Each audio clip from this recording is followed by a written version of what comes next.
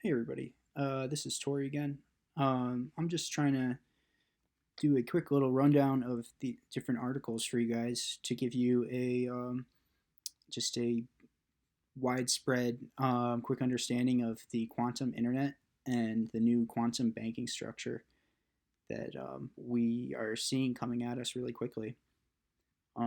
So to start off, this article out of futurism.com says that the entire universe might be a neural network. And this is a very interesting concept because only a few years ago they were saying that the entire universe might be a simulation, as in like a computer simulation. Um, and now they're kind of jumping back to more of the organic way of viewing it, which I think the two actually go in kind of in tandem. And organic is closer to the truth, even though probably more of a spiritual way of viewing it, like in between the lines there, is even closer to the truth. Um, but it's very fascinating because now they're viewing everything outside as like a reflection of the inside. And that kind of brings us into the segue of the quantum realm, the quantum internet. This is going to blow people's minds. Holy crap. Uh, so, this article on September 2nd, revolutionary quantum breakthrough paves way for safer online communication. Basically, what they're saying in here is just that they have this. There's a new breakthrough where they don't, instead of needing all these different quantum computers, they are able to send. Um, they're able to split and send um, information, um, but without needing basically all the quantum computational power in all the different points. So it makes it so that you can have like the hardware of having like a basic laptop, I'm assuming, and be plugged into the quantum internet structure, which is going to be run via blockchain and a cryptographic network. So instead of having to replicate the whole communication system, this latest methodology called multiplexing splits the light particles emitted by a single system so they can be received by multiple users efficiently. The team created a network for 8 users using just 8 receiver boxes, whereas the former method would need the number of users multiplied many times, in this case amounting to 56 boxes. As the user numbers grow, the logistics become increasingly unviable. For instance, 100 users would take 9,900. Okay, receiver boxes. But this is very interesting because it's basically paving the way for safe online communications, which is paving the way for blockchain. I'm just putting this in here real quick. A video posted by Deutsche Bank uh, about a year ago for talking about a quantum leap building a data-driven treasury.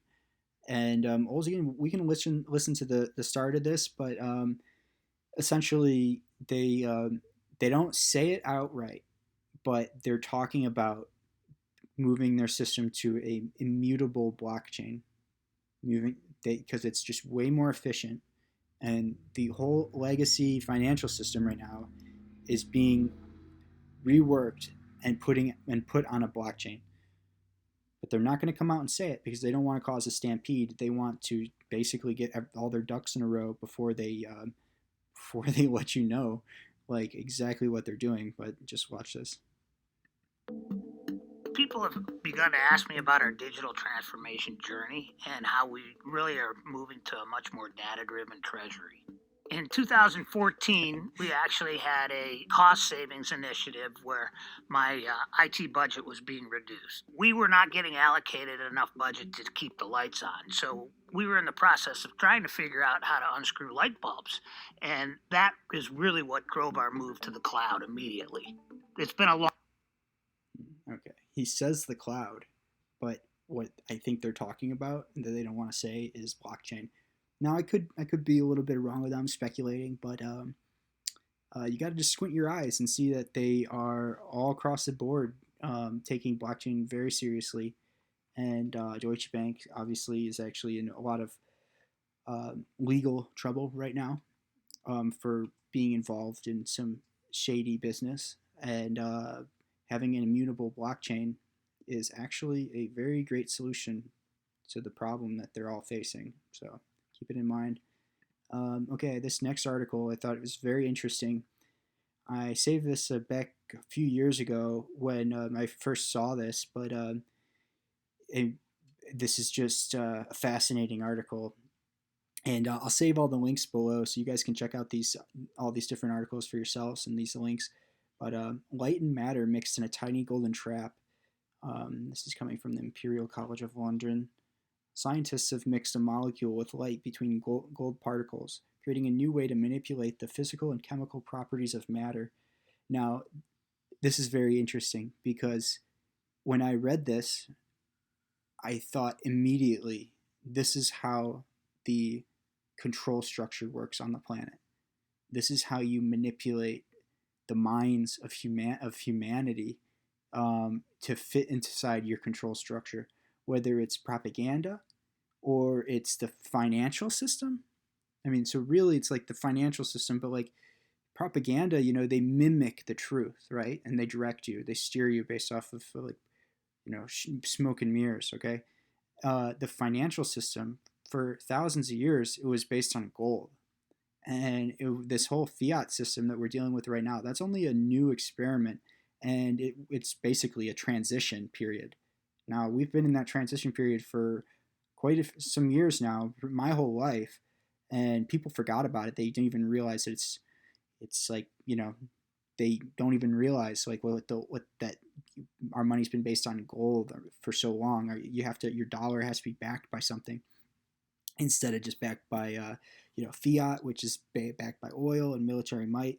So this is interesting because they can now prove on a nano level that they can create new ways to manipulate the physical and chemical properties of matter by creating these tiny gold filaments that manipulates the light and matter within it.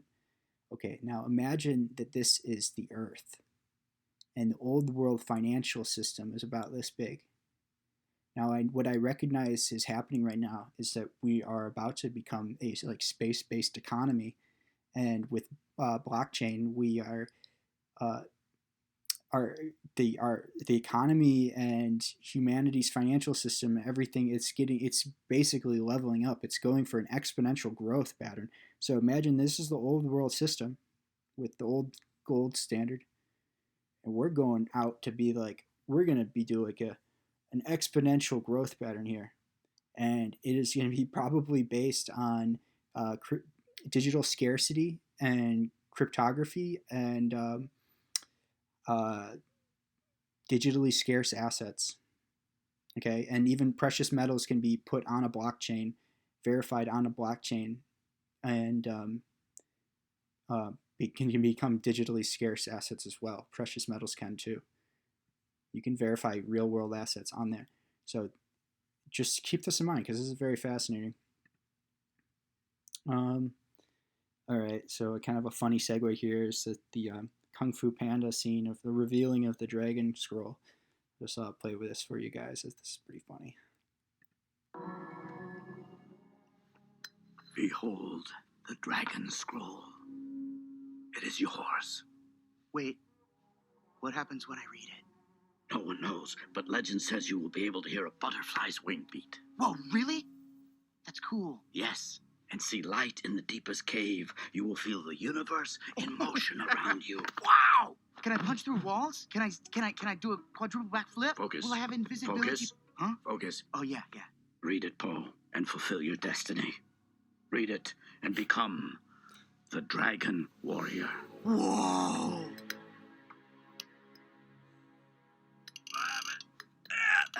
It's impossible to open. Okay, come on, baby. Come on now. Thank you. Probably loosened it up for you, though. Okay, here goes.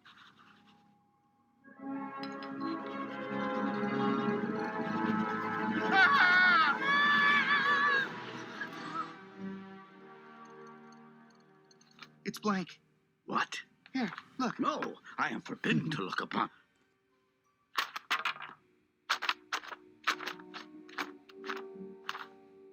Blank.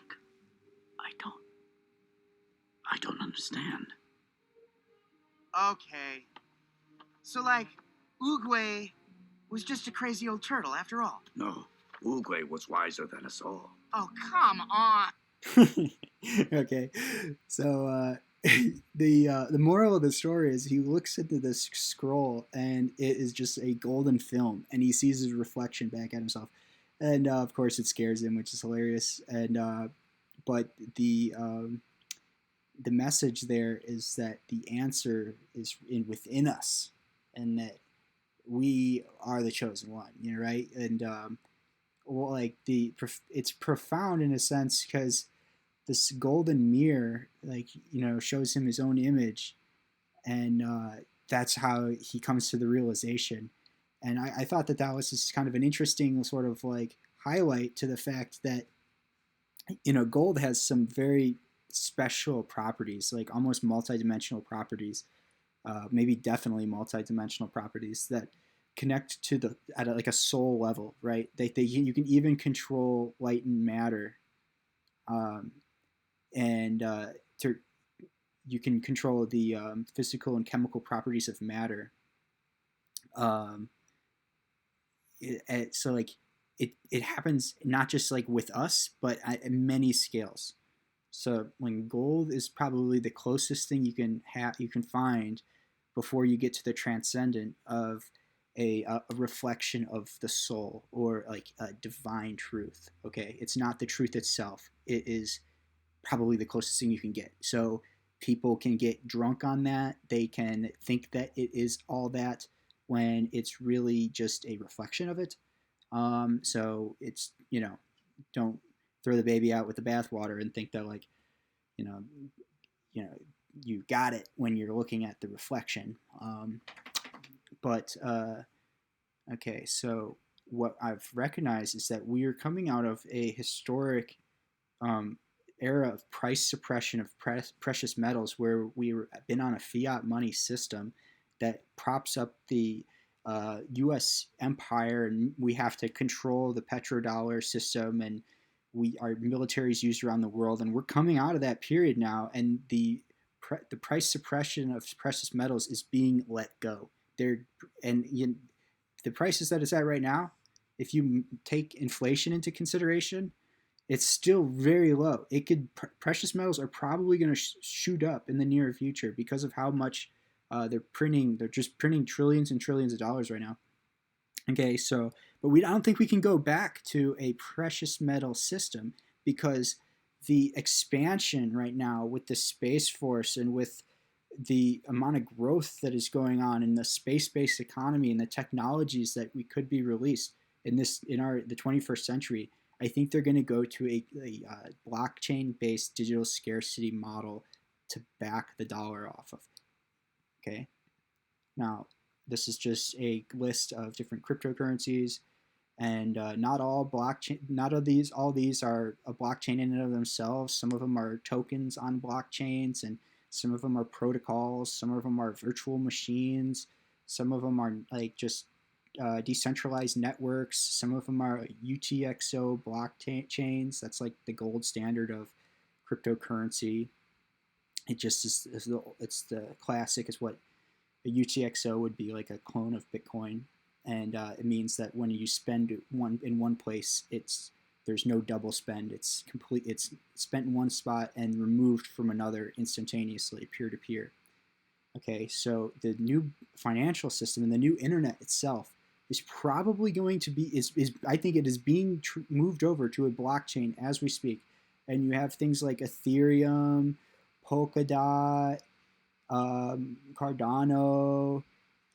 You've got Cosmos. These are like networks, and they're probably going to be like entire neighborhoods of like the new internet 3.0. You've got projects like Theta, and Theta is partnered with SpaceX and is partnered with Samsung VR and Google Cloud, and has advisors from the creator of YouTube and Sony, and This is like a content delivery streaming blockchain, and so you can offer up the bandwidth. If you have this blockchain, you download a edge node for Theta, which is going to come on like new Samsung devices, so it'll be like widespread. You can basically support by giving up your being paid to give up your bandwidth so that somebody else can have like a full immersive VR experience.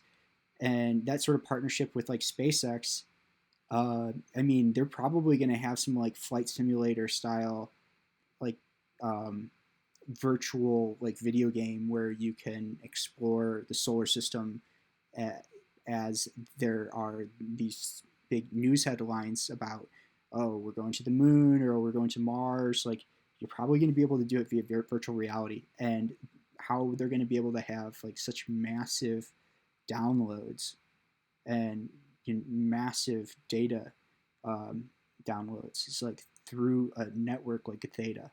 So this is like things like this are going to absorb huge swaths of the internet. The internet as we know it now is two-dimensional. The internet and blockchain is going to become three-dimensional. These are like all Lego pieces. And some of them are very simple. Some of them just enable you to do peer-to-peer simple transactions. And others are going to enable you to build like really sweet, different, cool things. I mean, there's going to be like super like transformer Lego blockchain virtual machines in the future. I mean, literally the limit is our imagination, and like it's a very interesting model because it starts slow and based off of consent. People have to like consent to the system and buy into it. They buy up a bunch of the protocol, like buy up a bunch of like I'm investing in Ren, Digibyte, Energy Web. Buy up some Ren because I can use Ren. I can use Bitcoin on Ethereum. Interoperability between blockchains. It's like, so it's the concept is very new. It's going to take a little bit of time to get the traction, but it's going to be totally unstoppable, and it's going to take over. And they all know it. They see the writing on the wall. Think about Deutsche Bank. A data-driven treasury. Sounds like a blockchain to me. Now, this is a very interesting website because it's digiwallet.org. It's a mock website, meaning it's not a functional application, but it's showing like a future that could potentially take place. And I think that this was designed to pitch it to Congress and to the Federal Reserve. I mean, the Federal Reserve of Boston just announced that they're exploring 30 different blockchain projects, and they probably have used this website in order to get a look at like what it would look like to reboot their system into a blockchain-based system, digital currency system. Okay, so they would have a DigiUSD, which would be a stable USD, so it's pinned to the dollar. You'd still have cash. And then you have Digibyte over here, and these two, this is held, the Digibyte is held as collateral for the DigiUSD. Okay, because USD right now, they're printing trillions upon trillions. It's causing inflation. They're hiding it, but it's basically inflating our monetary supply to a dangerous level. Digibyte, there's only 21 billion of them to ever be. It's a max cap at 21 billion. Bitcoin, there's only 21 million. So there's 1,000 times more Digibyte than there is Bitcoin. Litecoin in the max is 84 million. So there's 4 times more Litecoin than Bitcoin. Now, what I think is going to happen is that they're going to come out with something like this, something along these lines. It doesn't have to be exactly, but there'll be like a DigiUSD, and there'll probably be a basket of different reserve currencies in here, or collateral assets, digital assets, and it might even have gold and silver on a blockchain within this basket. And you can switch back and forth between DigiUSD, spend it, and back to DGB. And DGB, because it's deflationary, there's only so many in existence, the price of this is going to keep going up. So this is a solution for the massive, like basically of coming out of the century of being in a debt-based system since the Federal Reserve was put in place, and flooding the economy with wealth again, and giving like basically like hope to the youth that they're, because right now there's the banks have like almost basically 0% interest. You can't save money in the banks because you're going to lose money via inflation. You need something like Bitcoin or Litecoin or Digibyte in order to actually save money these days, which some people think that's crazy because it fluctuates so much. But let's just look and see like how much Bitcoin has, how many percentage points it has gone up since the beginning of this chart. Let's see, like, okay, well, this goes back to like 135, but you know what? Somebody was telling me about Bitcoin when it was $1 back in 2011. A buddy of mine was trying to get me to get into Bitcoin at $1. He told me he was going to go to $1,000,000. I'm like, oh yeah, whatever, whatever. All right, well, it's gone up to like thousands upon thousands of percent. Okay, and we're only at a tiny fraction of the amount of people and like the lifespan of Bitcoin. If this were to absorb uh, the fiat system that we have right now, I mean, this is just going to go parabolic. Okay, so there's going to be probably a spillover into Digibyte, Litecoin, maybe Bitcoin Cash, different ones like that. So just to reiterate here, crypto regulation news. U.S. Congress weighs digital dollars for aid after stalled COVID-19 stimulus payments. Pentagon created a war game to fight the establishment with BTC. SEC launches virtual meetups for fintech industry players. So it's happening, guys. These are just like just different bullet points of how many different things are pointing towards the adoption. And I'll post all these links below so you guys can check them out. But yeah, man, this is happening, and they're stalling on the latest relief package, and they're going to need a way to get it out to the public quickly. I'm not saying this is going to happen immediately, but like basically the writing is on the wall that cryptocurrencies and blockchain are in the cards. You can have gold on a blockchain, okay? You can have you can have your like the contract for your car or the contract for your mortgage. All of it can be on a blockchain. You don't have to. So I think that there's a lot of room for pretty much everything to get moved over to blockchain. All right, one last article. This one's a little bit just for fun. This is coming from Northrop Grumman, the defense contractor, and they released this article, which is really fascinating. It says quantum teleportation is sci-fi technology in real life. So they're confirming this. This is from 2020, but this is from 2018. This is paves the way for safer online communications.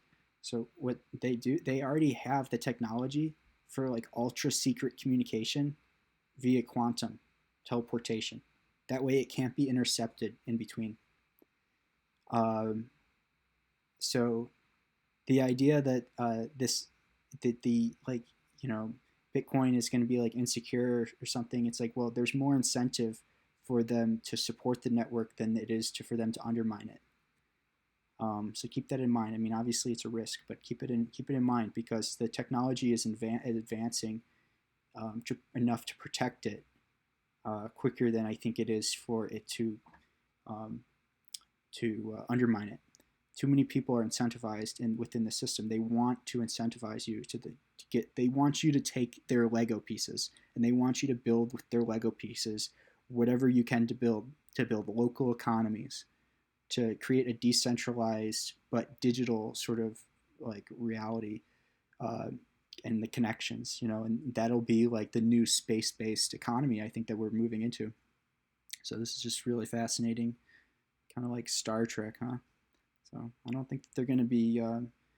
I don't think that we're going to be like beaming to Mars anytime soon. If maybe they already are, but I don't want to at least. But I do think that this is definitely highlights that communications can be secure, and that the quantum internet is just right around the corner. All right, guys. Thought I'd sign out on that note, and yeah, just feel free to leave me any comments. Let me know what you think of this. If you want me to cover any other topics, and all right, God bless you guys.